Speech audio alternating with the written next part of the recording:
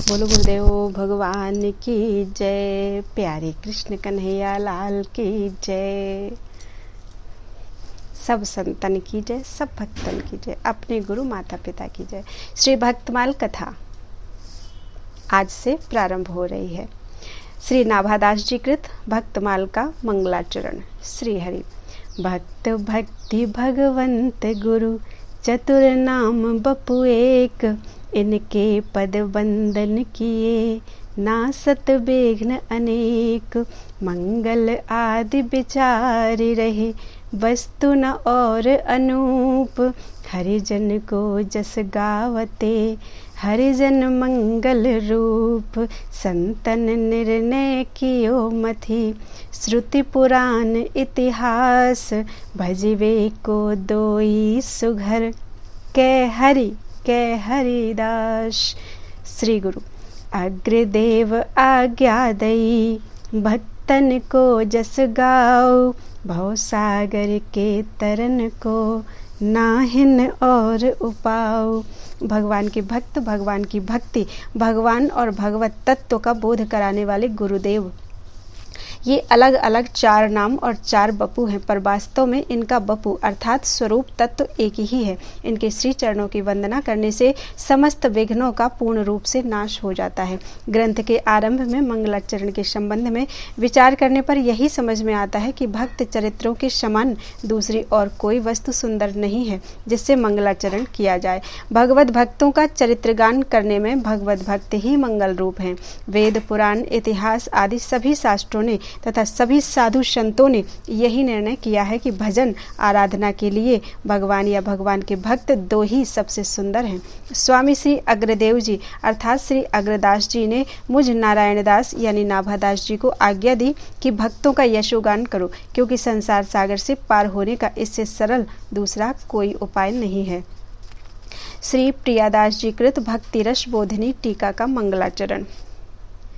महाप्रभु कृष्ण चैतन्य मन हरन जू के चरण को ध्यान मेरे नाम मुख गाइए। ताही समय नाभाजू ने आज्ञा दई लई धारी टीका विस्तारी भक्तमाल की सुनाइए।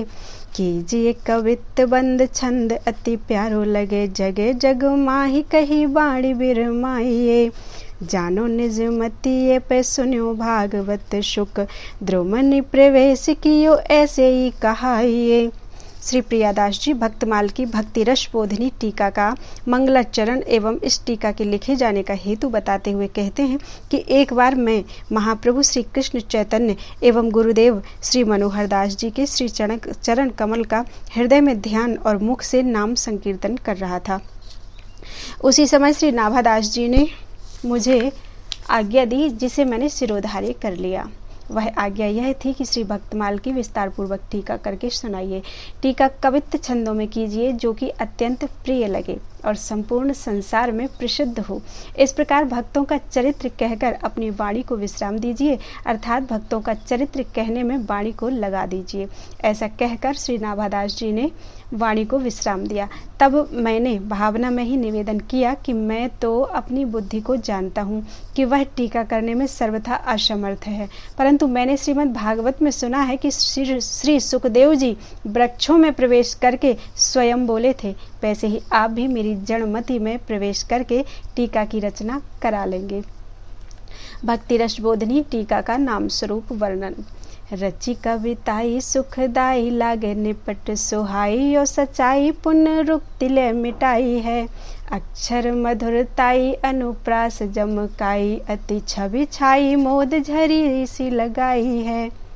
काव्य की बड़ाई निज मुख न भलाई, होती नाभाजू कहाई याते प्रौढ़ी के सुनाई है। हृदय सरसाई जो पे सुनिए सदाई, यह भक्ति रस बोधिनी सुनाम टीका गाई है। इस कवित्त में श्री प्रियादास जी ने अपने काव्य की विशेषताएं एवं टीका का नाम बताते हुए कहते हैं कि मैंने टीका काव्य की ऐसी रचना की है जो पाठकों और श्रोताओं को सुख देने वाली है और अत्यंत सुहावनी लगती है। इसमें सच्चाई है, अर्थात सत्य सत्य कहा गया है। पुनरुक्ति दोष को मिटा दिया गया है। अक्षरों की मधुरता, अनुप्रास और यमक आदि अलंकारों से अत्यंत सुशोभित होकर इस टीका काव्य ने आनंद की झरी सी लगा दी है। अपने काव्य की अपने मुख से प्रशंसा करना अच्छा नहीं होता, परंतु इसे तो श्री नाभाजी ने कहवाया है, इसी से इसकी प्रशंसा निशंक होकर दृढ़ता पूर्वक सुनाई है। यदि नीरस हृदय वाला व्यक्ति भी सदा इसका श्रवण करे तो उसके हृदय में समरसता होगी, और सरस हृदय वाले के लिए बारंबार सुनने पर भी यह टीका उत्तरोत्तर सरस प्रतीत होगी। ऐसी यह भक्ति रस बोधिनी सुंदर नाम वाली टीका गाई है, जो भक्ति के सभी रसों का बोध कराने वाली है। श्री भक्ति देवी का श्रृंगार। श्रद्धाई फुलेल उबटनो श्रवण कथा, मैल अभिमान अंग अंगनि छुड़ाइए, मनन सुनीर अनवाई अंगुछाई दया, नवनी बसन पन शोधोले लगाइए, आभरण नाम हरि साधु सेवा कर्ण फूल, मानसी सुनथ संग अंजन बनाइए, भक्ति महारानी को सिंगार चारु बीरी चाह, रहे जो निहारी लहे लाल प्यारी गाइए। श्रृंगारित रूप विशेष आकर्षक होता है, अतः इष्ट देव को प्रसन्न करने के लिए टीकाकार ने इस कवित्त में श्री भक्ति देवी के श्रृंगार का वर्णन एक रूपक के द्वारा किया है। भक्ति देवी की विग्रह की निर्मलता। श्री विग्रह की निर्मलता के लिए श्रद्धा रूपी फुलेल से शुष्कता दूर कर कथा श्रवण रूपी उबटन लगाइए, और अहंकार रूपी मैल को प्रत्येक अंग से छुड़ाइए। फिर मनन के सुंदर जल से स्नान कराकर दया के अंगोछे से पोंछिए। उसके बाद नम्रता के वस्त्र पहनाकर भक्ति में प्रतिज्ञा रूपी सुगंधित द्रव्य लगाइए। फिर नाम संकीर्तन रूप अनेक आभूषण, हरि और साधु सेवा के कर्णफूल तथा मानसी सेवा की सुंदर नथ पहनाइए। फिर सत्संग रूपी अंजन लगाइए, जो भक्ति महारानी का इस प्रकार श्रृंगार करके फिर उन्हें अभिलाषा रूपी बीड़ा यानी पान अर्पण करके उनके सुंदर स्वरूप का दर्शन करता रहे, वह श्री प्रिया प्रियतम को प्राप्त होता है। ऐसा संतों एवं शास्त्रों ने गाया है। भक्ति रस बोधिनी टीका की महिमा। शांत दास सख्य बात सल्य और श्रृंगार चारु, पांचों रस सार विस्तार नीके गाए हैं। टीका को चमत्कार जानोगे बिचारी मन, इनके स्वरूप में अनूप लय दिखाए हैं। जिनके न अश्रुपात पुलकित गात कभूं, तिनहु को भाव सिंधु बोरी से छकाए हैं। जोलों रहे दूर रहे विमुखता पूर हियो, होए चूर चूर ने कुश्रवण लगाए हैं। इसमें इस कवित्त में टीकाकार टीका की विशेषता बताते हुए कहते हैं कि इस भक्ति रस बोधिनी टीका में शांत, दास्य, सख्य, वात्सल्य और श्रृंगार भक्ति के इन 5 रसों का तत्व विस्तार से अच्छी प्रकार वर्णन किया गया है। इनके सुंदर स्वरूपों को जैसा मैंने भली भांति उत्तम रीति से वर्णन करके दिखाया है, इस चमत्कार को पाठक एवं श्रोता अपने मन में अच्छी तरह से विचार करने पर ही जानेंगे। श्रवण, कीर्तन आदि करके प्रेमवश जिनके नेत्रों में कभी भी आनंद के आंसू नहीं आते हैं और शरीर में रोमांच नहीं होता है, ऐसे नीरस कठोर हृदय वाले लोगों को भी भक्ति के भाव रूपी समुद्र में डुबाकर तृप्त कर दिया गया है। जब तक वे इससे दूर हैं तभी तक भक्ति से पूर्ण विमुख हैं, किंतु यदि कान लगाकर इसका थोड़ा भी श्रवण करेंगे तो उनका हृदय चूर चूर होकर रस से परिपूर्ण हो जाएगा। भक्तमाल की महिमा। पंचरस सोई पंच रंग फूल थाके नीके, पीके पहिराई वे को रची के बनाई है। वैजयंती दाम भावबती अली नाभा नाम, लाई अभिराम श्याम मति ललचाई है।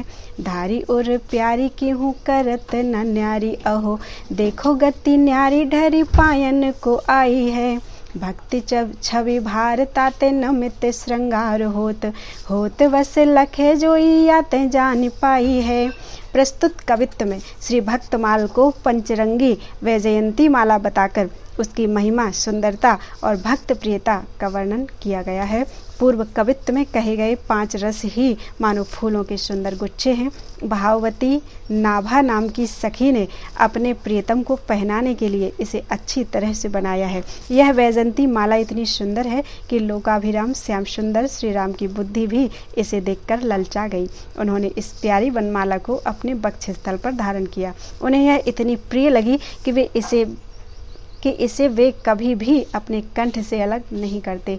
इस माला की विचित्र गति तो देखिए कि भगवान ने इसे कंठ में धारण किया और लटक कर श्री चरणों में आ लगी है। इस माला में भक्ति की सुंदरता का भार है, इसी से झुकी है। पंचरंगी भक्तमाल पहने हुए श्याम सुंदर का जो दर्शन करता है वह उनके वश में होकर उन्हें वश में कर लेता है। यह रहस्य की बात भक्तमाल के द्वारा जानी गई है। सत्संग के प्रभाव का वर्णन। भक्ति तरु पौधा ताही विघ्न डर छेरी हु को, बारी दे विचारी बारी सींचो सत्संग सो, लाग्योई बढ़न गोंदा चहु दिसी कढ़न सो चढ़न, आकाश यश फैल्यो बहु रंग सो, संत उर आल बाल शोभित विशाल छाया, जिए जीव जाल ताप गए यो प्रसंग सो, देखो बढ़ बार जाहि अजाहु की शंका होती, ताही पेड़ बांधे झूमे हाथी जीते जंग सो। भक्ति का वृक्ष जब साधक के हृदय में छोटे से पौधे के रूप में होता है तब उसे हानि का भय माया रूपी बकरी से भी होता है। अतः पौधे की रक्षा के लिए उसके चारों ओर विचार रूपी घेरा अर्थात थाला लगाकर सत्संग रूपी जल से सींचा जाता है। तब उसमें चारों ओर से शाखा प्रशाखाएं निकलने लगती हैं और वह आकाश की ओर चढ़ने बढ़ने लगता है। सरल साधु हृदय रूप थाले में सुशोभित इस विशाल भक्ति वृक्ष की छाया अर्थात सत्संग पाकर त्रिविध तापों से तपे जीव समूह संताप रहित होकर परमानंद प्राप्त करते हैं। इस प्रकार सार संभार करने पर इस भक्ति का विचित्र रूप से बढ़ना तो देखो कि जिसको पहले कभी छोटी सी बकरी का भी डर था, उसी में आज महासंग्राम विजयी काम क्रोध आदि बड़े बड़े हाथी बंधे हुए झूम रहे हैं, परंतु उस वृक्ष को किसी भी प्रकार की हानि नहीं पहुंचा सकते। भक्तमाल स्वरूप वर्णन। जाको जो स्वरूप सो अनूप ले दिखाए दियो, कियो यो कवित्त पठ मिहि मध्य लाल है, गुण पे अपार साधु कहें अंक 4 ही में, अर्थ विस्तार कविराज टकसाल है। सुनि संत सभा झूमे रही अली श्रेणी मानो, घूमे रही कहे यह कहाँ धौ रसाल है। सुने है अगर अब जाने में अगर सही, चोबा भय नाभा सो सुगंध भक्तमाल है। जिस भक्त का जैसा सुंदर स्वरूप है उसको श्री नाभा जी ने अति उत्तम प्रकार से अपने काव्य में स्पष्ट कर दिया है। कविता ऐसी की है कि जैसे महीन वस्त्र के अंदर रखे हुए माणिक के रत्न की चमक बाहर प्रकाश करे, उसी प्रकार कविता की शब्दावली से भक्त स्वरूप प्रकट होता है। साधु भक्तों के गुण और उनकी महिमा अपार है, किंतु नाभा जी ने संत गुरु कृपा से थोड़े ही अक्षरों में भक्तों के गुणों की ऐसी विचित्रता के साथ वर्णन किया है कि उसके अनेक अर्थ होते हैं और गुणों का अपार विस्तार हो जाता है। यही सच्चे टकसाली कवि की विशेषता है। संतों की सभा इसे सुनकर भक्तमाल काव्य का रसास्वादन कर आनंद विभोर होकर झूम रही है, मानो संत रूपी भ्रमर समूह चरित्र रूपी सुगंधित पुष्पों पर मंडरा रहा है। आश्चर्यचकित होकर वे कहते हैं कि यह कैसी विचित्र रसमयी कविता है। मैंने अर्थात स्वामी श्री अग्रदेव जी का नाम तो सुना था, परंतु अब मैंने जाना और अनुभव किया कि अगर यानी श्री अग्रदेव जी वस्तुतः अगर यानी सुगंधित वृक्ष हैं, जिनसे नाभा जी जैसा इत्र उत्पन्न हुआ है और जिसकी दिव्य सुगंध यह भक्तमाल है। भक्तमाल महात्म्य वर्णन। बड़े भक्तिमान निस दिन गुणगान करें, हरे जग पाप जाप हियो परिपूर है। जान सुख मान हरि संत सनुमान सचे, बचेऊ जगत रीति प्रीति जानी मूर है। तऊ दुराराध्य को कैसे के आराध्य सके, समझो न जात मन कंप भयो चूर है। शोभित तिलक भाल माल उर राजे, ए पे बिना भक्त माल भक्ति रूप अति दूर है। कोई बड़े साधक कैसे ही अच्छे भक्तिमान हों, रात दिन भगवान के गुणों का गान करते हों, संसार के पापों को हरते हों, जप ध्यान आदि से उनका हृदय परिपूर्ण हो, श्रीहरि और संतों के स्वरूप को जानकर सच्चाई से उनकी सेवा और उनका आदर भी करते हों तथा उसमें सुख भी मानते हों, जगत के मायिक प्रपंचों से बचे भी हों और प्रेम को ही मूल तत्व मानते हों, इतने पर भी भक्ति की आराधना कठिन है। उसकी आराधना कोई कैसे कर सकता है? विशुद्ध भक्ति का स्वरूप समझ में नहीं आता, मन कंपित होकर शिथिल हो जाता है। चाहे मस्तक पर सुंदर तिलक और गले में कंठी माला सुशोभित हो, परंतु बिना भक्तमाल पठन श्रवण मनन और निधिध्यासन किए भक्ति का स्वरूप बहुत दूर है, उसका जानना असंभव है। भक्तमाल के मंगलाचरण की भक्ति रस बोधिनी टीका। हरि गुरु दासन सो साचो सोई भक्त सही, गही एक टेक फेरी उरते न टरी है। भक्ति रस रूप को स्वरूप यह छवि सार, चारु हरि नाम लेत असुअन झरी है। वही भगवंत संत प्रीति को विचार करे, धरे दूर ईसिता हूँ पांडुन सो करी है। गुरु गुरु ताई की सच्चाई ले दिखाई जहाँ, गाई श्री पहारी जो की रीत रंग भरी है। भगवान गुरुदेव और भक्तों के प्रति जो सच्चा निष्कपट व्यवहार करता है और भक्ति की किसी एक प्रतिज्ञा को हृदय में धारण करके फिर उससे कभी चलायमान नहीं होता है, वही सच्चा भक्त है। रस रूपा भक्ति का सुंदर स्वरूप यही है कि भगवान के सुंदर नामों को लेते ही आंखों से प्रेम के आंसुओं की झरी लग जाए। ईश्वरता को दूर रखकर जो भक्तों की प्रीति को सदा ध्यान में रखे वही भगवान है, जैसा कि श्री कृष्ण ने राजसूय यज्ञ में पांडवों के साथ किया है। गुरुदेव की गुरुताई की सच्चाई भक्तमाल में वहाँ दिखाई गई है, जहाँ पयोहारी श्री कृष्णदास जी की आनंदमयी अनोखी रीति गाई गई है। भक्तमाल की रचना के लिए श्री नाभाजी को आज्ञा प्राप्त होना।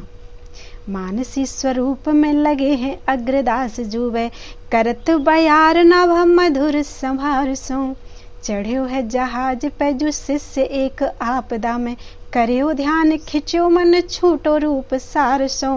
कहत समर्थ गयो बोहित बहुत दूरी, आवो छवि पूरी फिर ढरो ताहि ढार सो।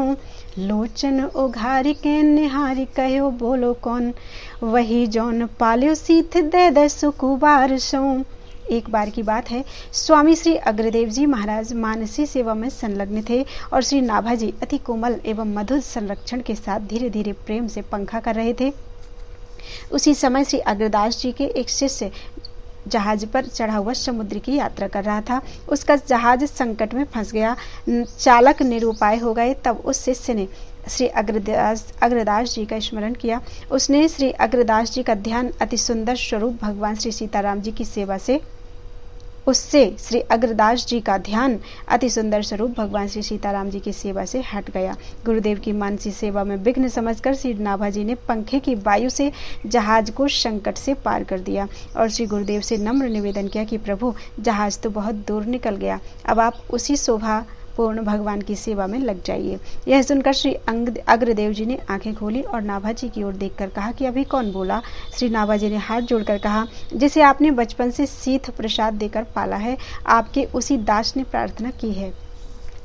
अचरज दयो नयो यहाँ लो प्रवेश भयो, मन सुख छयो जान्यो संतन प्रभाव को। आज्ञा तब दई यह भई तो पे साधु कृपा, उन्हीं को रूप गुण कहो ही है भाव को। बोल्यो कर जोरिया को पावत न और छोर, गाऊं राम कृष्ण नहीं पाऊं भक्ति दाव को। कही समुझाई बोई हृदय आई कहें सब, जिन ले दिखाए दई सागर में नाव को।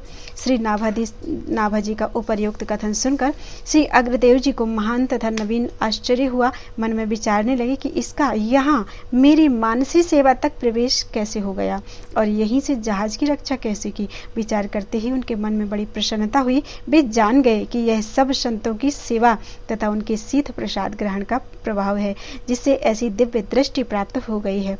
तब श्री अग्रदेव जी ने आज्ञा दी कि तुम्हारे ऊपर यह साधुओं की कृपा हुई है।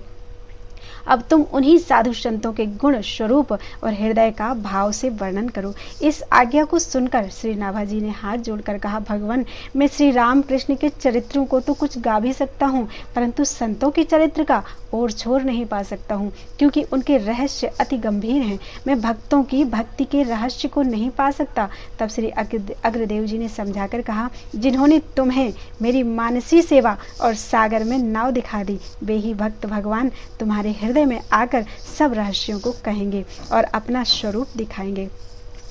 श्री नाभाजी का चरित्र वर्णन। हनुमान वंश ही में जन्म प्रशंस जाको, भयो द्रगहीन सो नवीन बात धारिये। उमरी बरस 5 मान के अकाल आँच, माता बन छोड़ गई विपत्ति बिचारिये। कील और अगर ताही डगर दरस दियो लियो यो, अनाथ जान पूछी सो उचारिये। बड़े सिद्ध जल लय कमंडल सो सींचे नैन, चैन भयो खुले चख जोरी को निहारिये। श्री नाभाजी का जन्म प्रशंसनीय हनुमान वंश में हुआ था। आश्चर्यजनक एक नई बात यह जानिए कि ये जन्म से ही नेत्रहीन थे। जब इनकी आयु 5 वर्ष की हुई, उसी समय अकाल के दुख से दुखित माता इन्हें वन में छोड़ आई।